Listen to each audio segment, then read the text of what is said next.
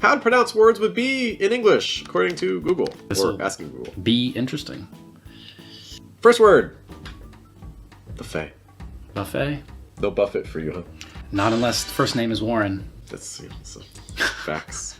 Which is a double T at the end, right? So it's not exactly the same, I think. Buffet. So this is in the same tradition as many French words that end with ET, like ballet, bouquet, gourmet. And so it can be tricky to see where people pronounce that and not, because buffet is kind of not the same as those ones where it's very French influenced, but because like even some native speakers would say buffet if they didn't know that that's how it's supposed. Like, there's nothing in the word that would tell you that it's supposed to be buffet. There are no clues there. Yeah, watch out for that A sound at the end because you don't want to tense up too much. It's not buffet. It's buffet. Just like the letter A. Blessed. Blessed.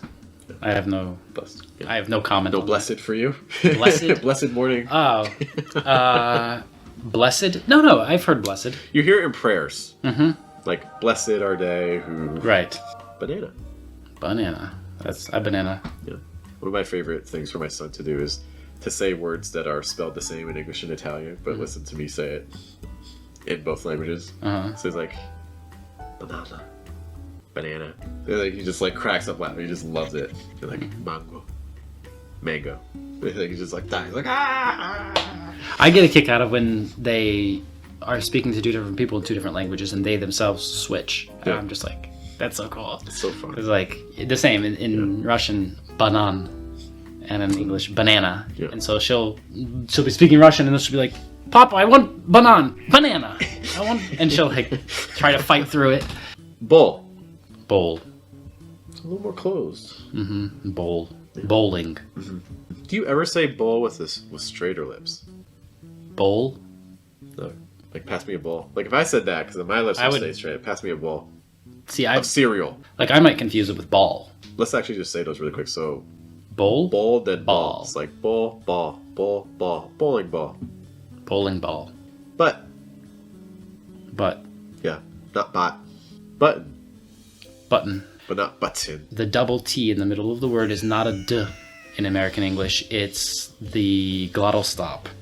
And I think most speakers use the glottal stop here. Yeah. For button, not button and budden. Yeah. It's button. Yeah, button. That typically happens, again, when you have a T before an N. So words like mountain, cotton, written, all those fun ones. Better? Much better. Much better. Yeah. And here we have the flap T, right? Yeah. Try not to make it too strong. It doesn't have to be like better, or better. If you find that difficult, one trick you can try doing is actually pressing the tip of your tongue against your bottom front tooth. Some British English speakers will use the glottal stop. Yeah. So, yeah. Burial. Burial, and I would say to bury, but I've heard plenty of people say burial. Yeah, I would say bear. Like berry. You can eat a berry. Burial. Me too. Be careful with this one. Beach. I've had plenty of mistakes with that one. Of course. The first Russian guy I met, we were in Newport, Rhode Island. We live right down the street from the beach. He says, Kris, let's go to the beach and find some beaches. I don't know what I was expecting, but that was not exactly it. But good. So it's beach with the long E. Yeah. I usually tell students that they should imagine that it's two sounds when it's a long sound, and that a short sound is just one beat, but the long sound is two. So you need to be able to fit two in there. I think a lot of times, a lot of learning is like this like U-shaped curve. Like you actually start off something and you don't know what you're doing, but you actually can be doing it correctly. And then you learn more about it and you get worse. Yeah. And then you learn more and then you get back up, right? So yeah. E sound exists in like 99% of languages. The short I sound, the I sound exists in like less than 1% of languages. Like it's just not a very common sound. So the reality is you're probably already pronouncing it fine, but then you learn about this magical short I sound, and then suddenly you start overcompensating, and then that's when you kind of get into trouble. Yeah, I think most people's mispronunciation of this word is connected to another word with the short I, and that's why they do that. Yeah. We're just trying to keep it clean here, guys.